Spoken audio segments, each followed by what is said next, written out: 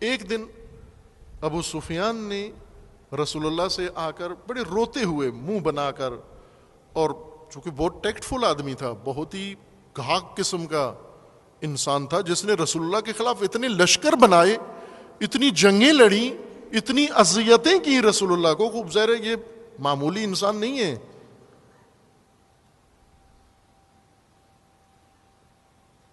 معمولی انسان تو اتنے لشکر نہیں بنا سکتا، اتنی جنگیں نہیں لڑا سکتا، اتنی اذیتیں نہیں پہنچا سکتا. اب فوراً اس نے وہاں پر لشکر اپنا منحل کر دیا، لشکر نہیں رہا، ابھی آپ سے پارٹی ہیں. لوگوں نے یہ سمجھا کہ یہ اب ختم ہیں، چونکہ اب لشکر کی کمر ٹوٹ گئی، مکہ فتح ہو گیا، رسول اللہ نے ان کو معاف کر دیا. اب یہ اپنی سابقہ کردار جو ان کا ماضی تھا رسول اللہ کے ہمراہ، جو جنگ بدر میں، جنگ خندق میں، جو دیگر جنگوں میں انہوں نے، جنگ احد میں جو انہوں نے کردار ادا کیا، وہ ان کو خود یاد ہوگا، اور جب انہیں یاد آئے گا تو یہ منہ دکھانے کے قابل نہیں رہیں گے، یہ مدینہ میں ہی نہیں رہیں گے. لوگوں کی یہ توقع تھی کہ یہ جو اب جان بخشی گئی ہے طلقاء میں سے ہیں، طلقاء یعنی آزاد کیے گئے، بخشے گئے، یہ جو بخشے گئے لوگ ہیں جنہیں رسول اللہ نے اپنی رحمت اور رافت سے معاف کر دیا تھا، معافی پانے والے، یہ اب شرمندگی سے مکہ میں، مدینہ میں نہیں رہیں گے، نہ مکہ میں رہیں گے. یہ ممکن ہے کہیں چھپ کے رہیں تاکہ پتہ نہ چلے کہ یہ کل کے دشمن رسول اللہ کے آج مسلمان ہو کر، لیکن یہ اتنے کچے نہیں تھے جتنی مسلمانوں کی توقعات تھیں. صحابی جو کچھ سوچ رہے تھے یہ ایسے نہیں تھے، اس سے بڑھ کر ڈھیٹ نکلے. یہ بالکل ان کے اندر رہے، مدینہ کے اندر رہے، ان کے سامنے رہے، کھل کے رہے، اور روزانہ ان کی مجلسوں میں آتے، محفلوں میں آتے، ہر جگہ آتے.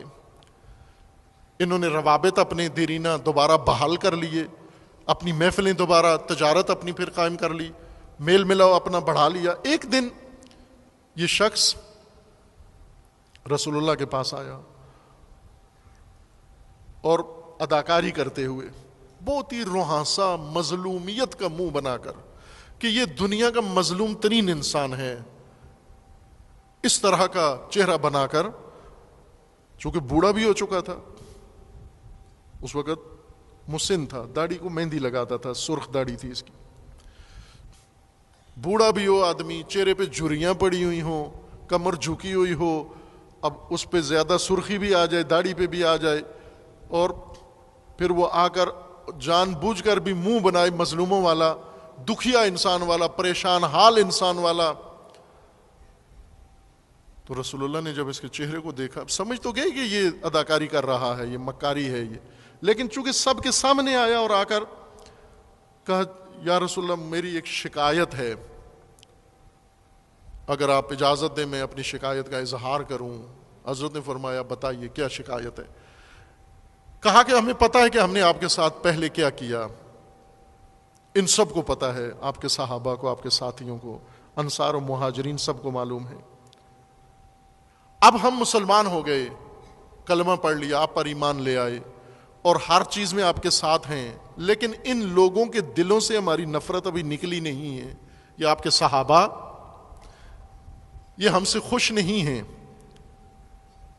پھر اس کے بعد آنسو آنکھ میں لے آیا، آنسوؤں کو آنکھوں میں بھر کے پھر کہا کہ میں کیا بتاؤں آپ کو. نام لیا دو بڑی شخصیات کا،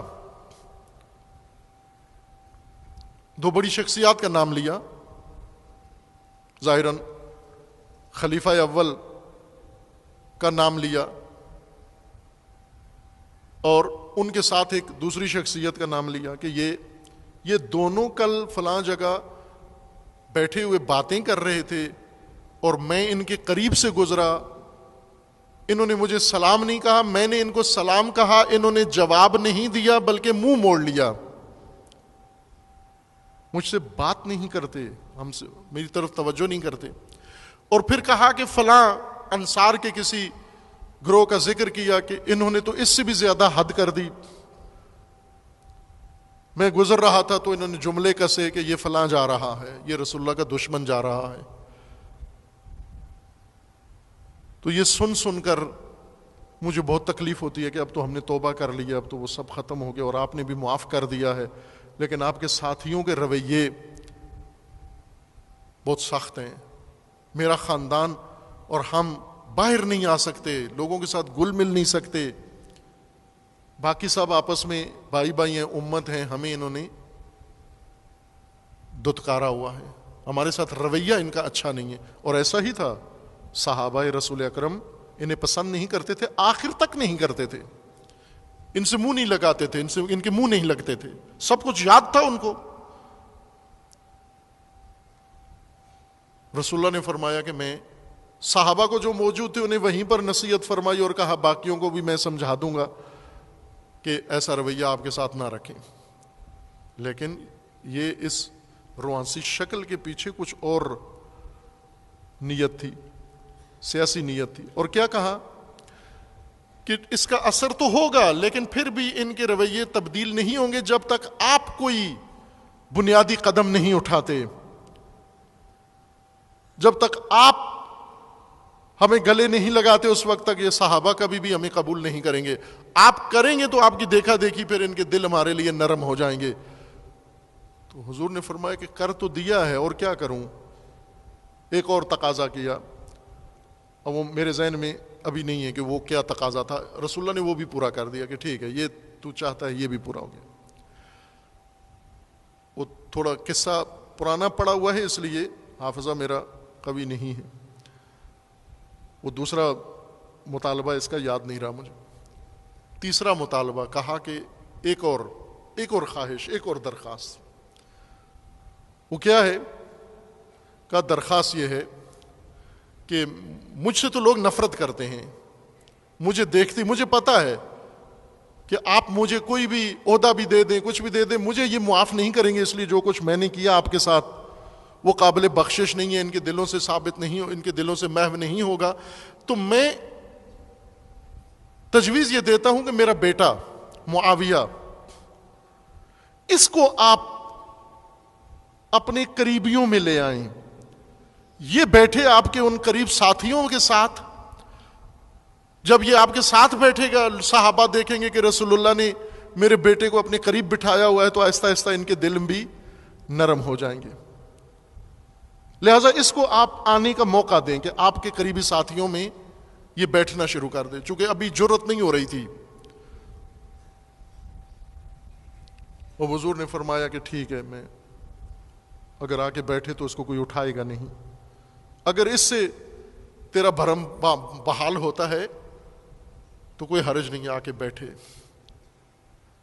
کہا کہ یہ بہت ذہین ہے، بڑا لائق ہے، یہ بڑا کارآمد ہے، یہ بڑی اس کے اندر صلاحیتیں ہیں، تو میں نہیں چاہتا کہ یہ ویسے باہر رہے گا، ضائع ہو جائے گا، اور کسی کام آنی چاہیے اس کی صلاحیتیں آپ کے. ہم تو عمر گزار بیٹھے آپ کی دشمنی میں، ہم تو آپ کے لیے کچھ نہیں کر سکے، بڑھاپے میں مسلمان ہوئے، اب کچھ کرنے کے قابل نہیں ہے، میں تلافی کرنا چاہتا ہوں اس سارے عمل کی جو مجھ سے پہلے سرزاد ہوا ہے. کیا کہ یہ بیٹا ہے، اس کے اندر بڑی صلاحیتیں، اس کو آپ کوئی باقاعدہ کام، کوئی ذمہ داری دیں اس کو. حضور نے کہا ٹھیک ہے، میں دیکھتا ہوں، سوچتا ہوں کیا ذمہ داری اس کو دیں.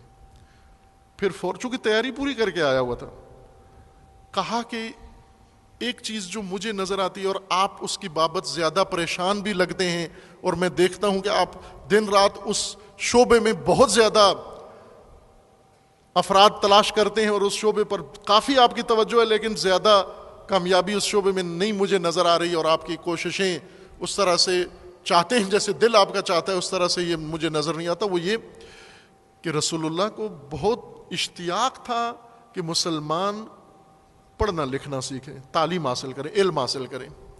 اکثریت ان پڑھ تھے، لکھنا پڑھنا نہیں جانتے تھے، بہت قلیل. جنگوں میں بھی کوئی پڑھا لکھا اگر اسیر ہو جاتا تو رسول اللہ اس کو یہ کہتے کہ میرے ساتھیوں کو، صحابیوں کو کچھ لکھنا پڑھنا سکھا، اس کے بدلے میں تجھے آزاد کر دیں گے. یہ سب جانتے ہیں آپ، تاریخوں میں لکھا ہوا ہے. شدید رغبت تھی، اور رسول اللہ کا فرمانا بھی تھا مسلمان کئی بڑے بڑے کام کرتے تھے، بڑے بڑے کام کر کے بھی جب رسول اللہ کے پاس آتے تو رسول اللہ فرماتے کہ طلب العلم فریضۃ، وہ کہتے ہم یہ کر آئے ہیں، ہم فلاں کر آئے ہیں. رسول اللہ ان کو سراہتے کہ بہت اچھا کر کے آئے ہو، لیکن ایک کمی تم میں ہے کہ تمہارے اندر علم نہیں ہے، تعلیم یافتہ نہیں ہو.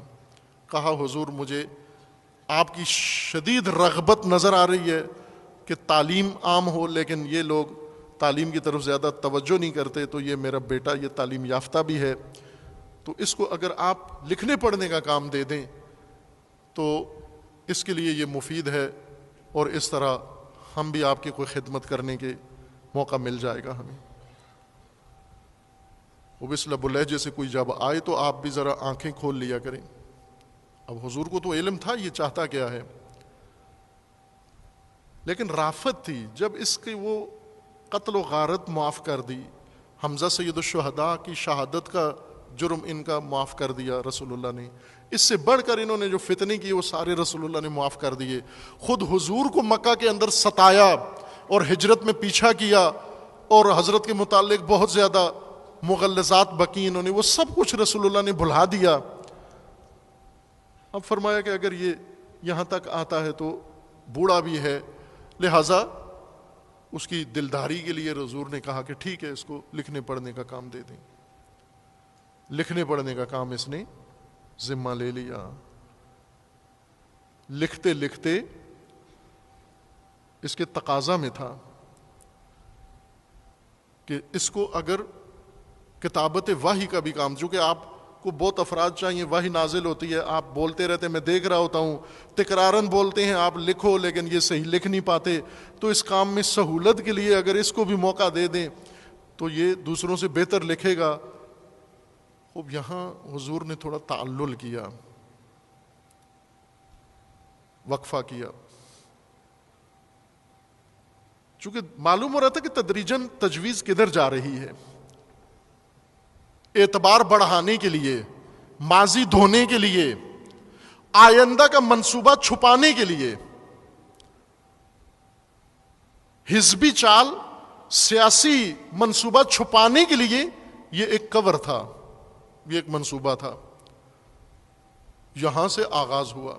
بنو امیہ آغاز کیا انہوں نے، سیاسی جماعت نے اقتدار کی پلاننگ کی. پھر رسول اللہ کے بعد باقاعدہ بڑھتے گئے، ہر زمانہ ہر حکومت میں ان کا اثر رسوخ بڑھتا گیا.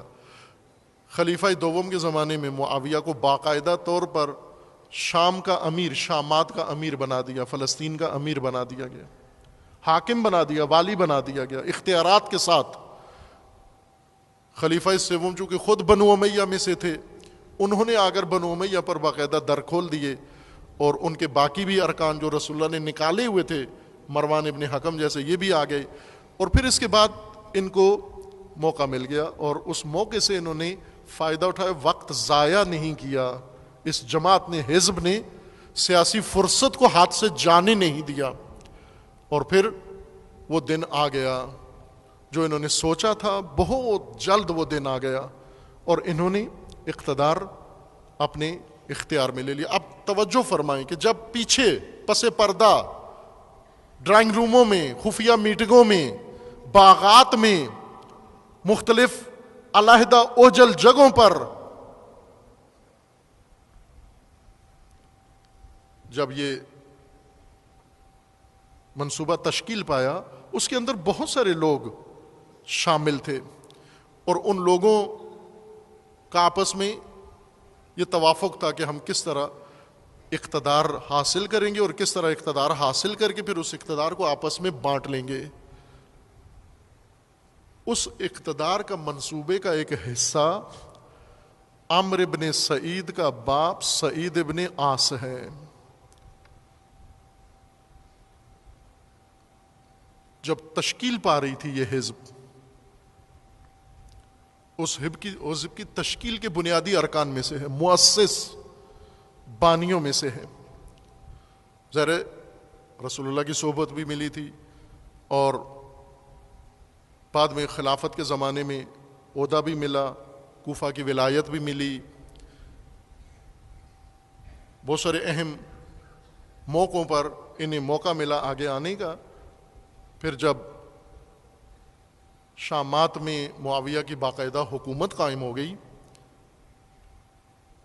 اس وقت یہ سعید ابن عاص، عامر ابن سعید کا باپ، وہ مر چکا تھا، اب اس کا بیٹا ہے.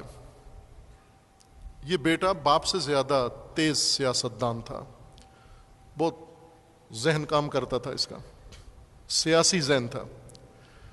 یہی جو ابھی مکہ کا گورنر ہے، اور یزید نے جب خبر ملی یزید کو، مکہ کا گورنر کوئی اور تھا، یزید نے تبدیل کیا. جو ہی یزید کو حاکمیت، بعضوں نے لکھا ہے کہ پہلے سے معاویہ کی جانب سے مکہ کی گورنریز عمرو بن سعید کو سونپی گئی تھی. بعضوں نے لکھا ہے کہ یہ کسی اور علاقے کا تھا، لیکن وہاں سے اس کو تبدیل کر کے مکہ بھیجا گیا جب یہ اندازہ ہوا کہ امام حسین علیہ السلام مکہ آ رہے ہیں. مکہ کی گورنری کے ساتھ ساتھ، ولایت کے ساتھ ساتھ، مدینہ کی بھی اس کو دے دی گئی. چونکہ حجاز، یہ دونوں شہر مکہ و مدینہ ایک طرز کی سیاست اور ایک طرز کی نفسیات رکھتے ہیں، لہٰذا دونوں کی حکومت اس شخص کو دے دی گئی. اور اس سے تاکید کی گئی کہ پہلا ہدف تیرا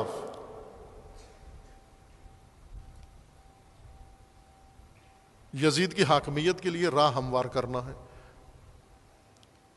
تاریخ کے مطابق جب معاویہ مکہ آیا اور آ کر میٹنگ کی، اپنی آخری سفر جو مکہ میں کیا اور مدینہ میں، اور آ کر یزید کی حکومت کے لیے میدان ہموار کر رہا تھا، اس وقت مکہ کے اندر جو نشست ہوئی، قبائل کے بڑے بڑے سرداروں کو، مکیوں کو، اہل مکہ کو جمع کیا گیا اور انہیں بتایا گیا. معاویہ نے باقاعدہ کہا کہ اس وقت حکومت کی مصلحت، ملک کی مصلحت، وطن کی مصلحت اور دین و مذہب کی مصلحت، اور ساری مصلحتیں جمع ہو گئی ہیں کہ یزید جانشین بنے. یہ جب تجویز پیش کی تو سب سے پہلے اٹھ کر تائید میں یہ شخص بولا، عمرو بن سعید. بلکہ اس کے بارے میں کہ یہ بہت فصیح تھا، اس کا باپ بھی بہت بڑا خطیب تھا، خطابت میں بے نظیر تھا. سعید ابن عاص ادیب تھا، شاعر تھا. آپ اگر اس کی خطابت کے ابھی بھی بعض اقتباس ہیں، بعض کتابوں نے نقل کیے ہیں، آپ اگر پڑھیں تو بھول جائیں گے آپ